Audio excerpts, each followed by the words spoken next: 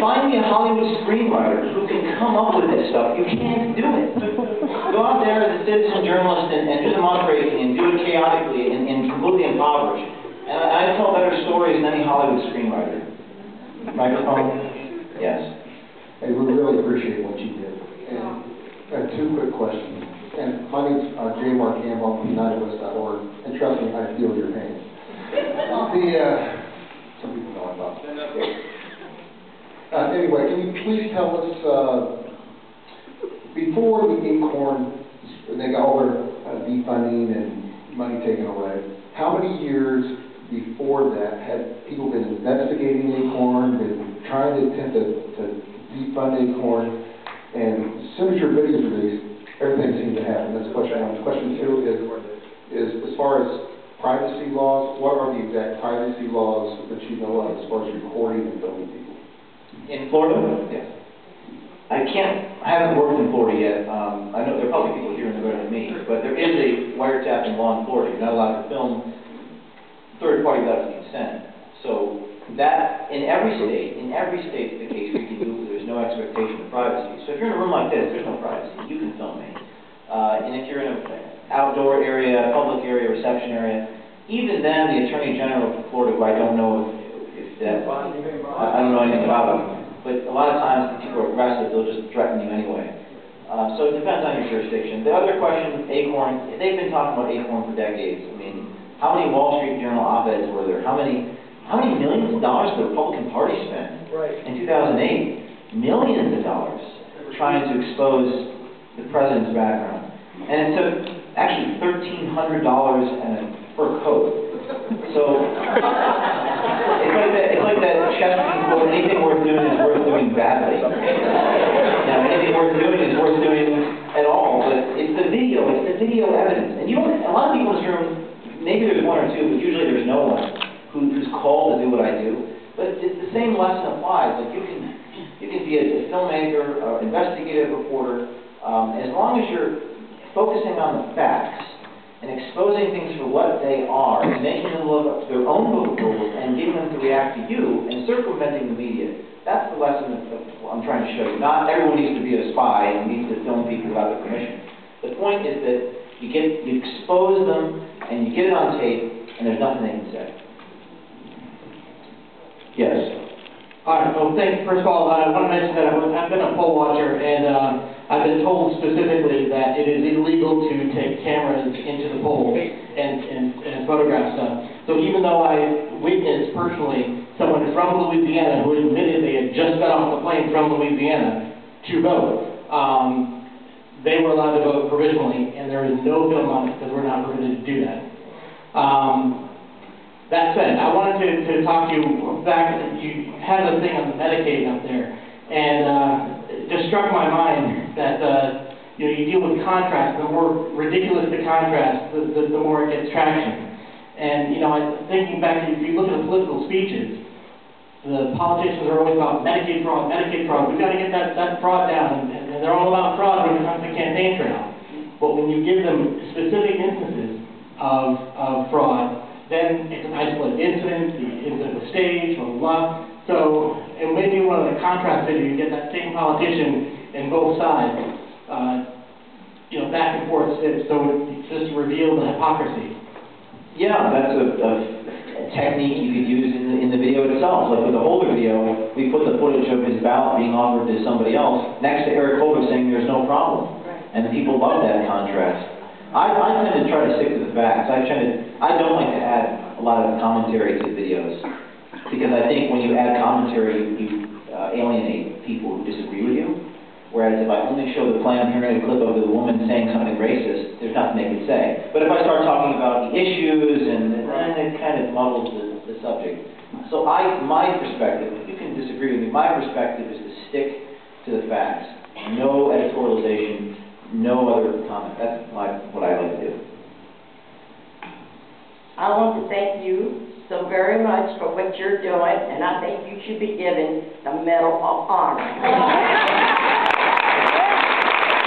like to know if you have a website that people can go to donate to your cause. Yes, I'll even put it up on the big screen.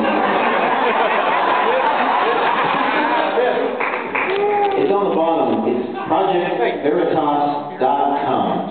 Latin for truth. Project Veritas, that's our logo, that's our website. A lot of explicit content out there of various government employees doing naughty things. And, you know, we're a non-profit, we're tax exempt, we're a charity organization, and we are, you know, we depend upon viewers like you. Except we don't get government money to match it. Who else? Other questions?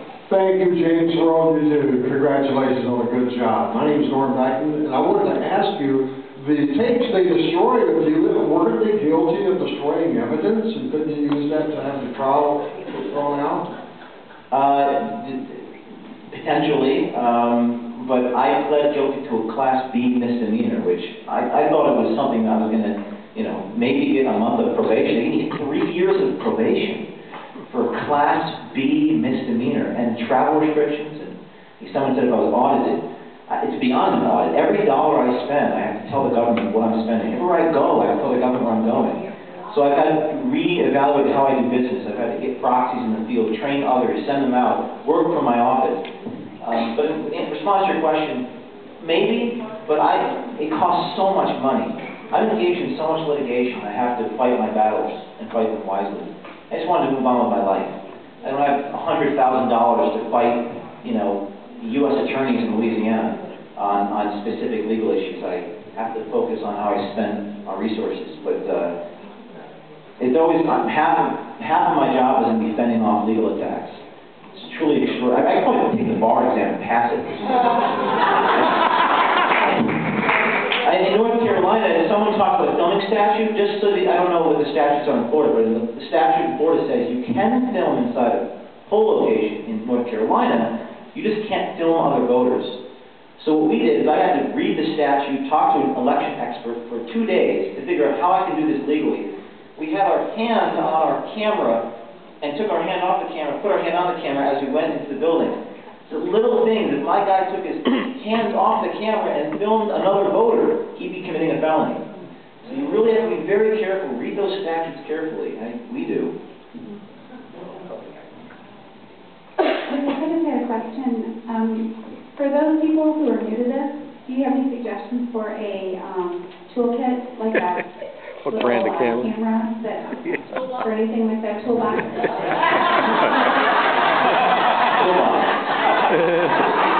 Yes. I would say an audio recorder. Go to Radio Shack, buy yourself an audio recorder for $60. Get yourself nowadays, if you have an iPhone 4S, you can just use that for general filming outside in front of people. It's HD quality, but if you don't want to use your camera, you can use a Sony Sony Handycam. They sell them at Best Buy for a few $100s. The Radio Shack audio recorder, Sony Handycam, and then if you want to do covert video, they sell pens, they sell key fobs. You said, you comment on that or something else? No, I'm going to comment on that. Go to an investigating store, and they got the pens, they got the pins, they got everything that you can walk in and video everybody. I'm a PI, and I can get any... PI Mall, right? PIMALL.com. They have really good video equipment. Just be very careful in Florida, because it is a crime to do it without their permission, unless you're in public.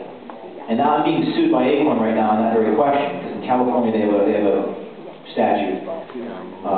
And the question is whether there is an expectation of privacy in a government office. We argue there is not. Okay, James? Okay.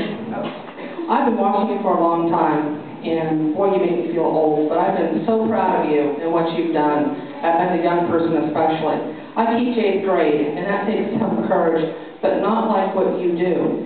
And if somebody wanted to get involved more in what you do, what do you do the first few minutes before you walk in that door? How do you brace yourself? How do you get ready for what you have to do? That's a good question. I think you will yourself to do it. You make sure the laws are okay. You make sure you talk to some other people about it, because sometimes Sometimes you don't come up with the best ideas, so you talk to your colleagues, you talk to your lawyer, or wherever it is you seek legal counsel from, and when you realize it's the right thing to do, and you have a pretty good understanding that you're going into a situation where they're doing something wrong, you will yourself to do it. I am not, believe it or not, I'm actually a shy person, a little bit introverted person, but I just believe that this is the right thing to do and force myself to do it, if that makes sense. And I'm sure that my colleagues are somewhat the same way. Also, I guess it takes a little bit of an acting sensibility. You know, you're not really, you're going in and you're being an actor, you know, you're doing a little theater too. So there's a little bit of that in it. We have time for 2 more questions.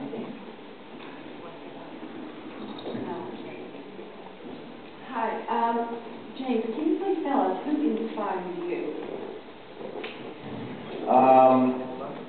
There were a couple different people. When I was in college, I was surrounded by professors who were extremely hostile to me.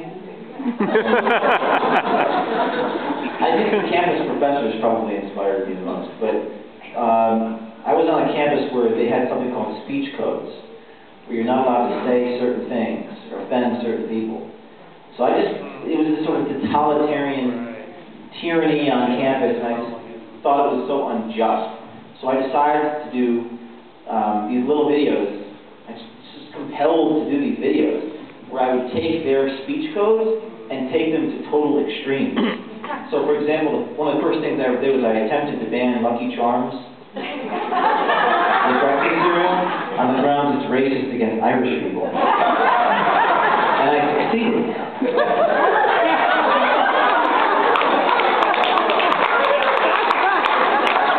I think they want to see the Lucky Charms video.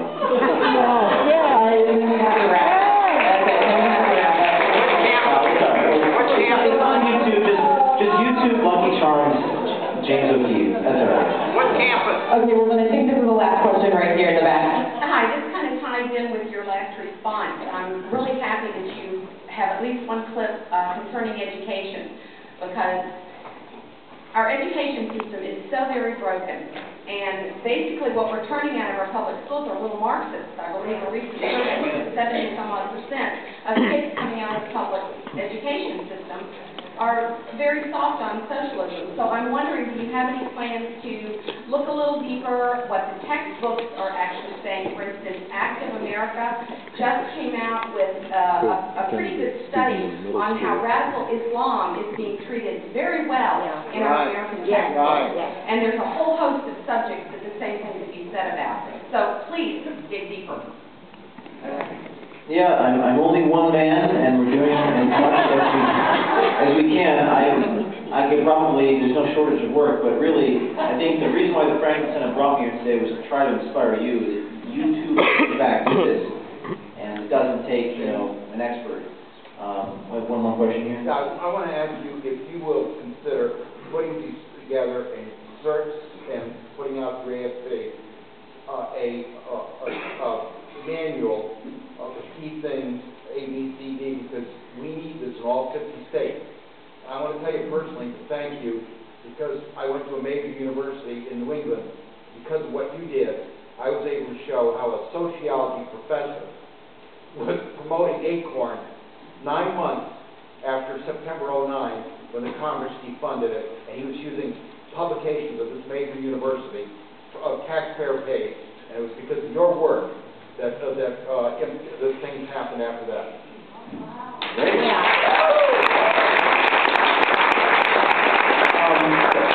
In response to both your points, just I think the narrative is that there is no waste, fraud, and abuse in this country. That's the argument that they use, and as long as you can show that there is, you contradict their narrative, and that's how you win. Everything's fine. Status quo is good. There is no problem with the education system. There's no fraud, waste, and abuse. They didn't do anything wrong. It's an isolated incident. Well, if you keep on hammering away at the facts and show the waste, fraud, and abuse, that's how you make a difference. Thank you.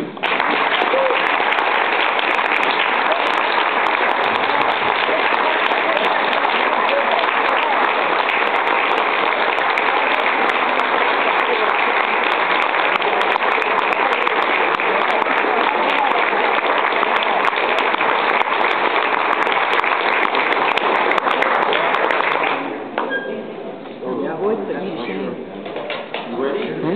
That little voter that you were sitting. Yeah, that's what I thought.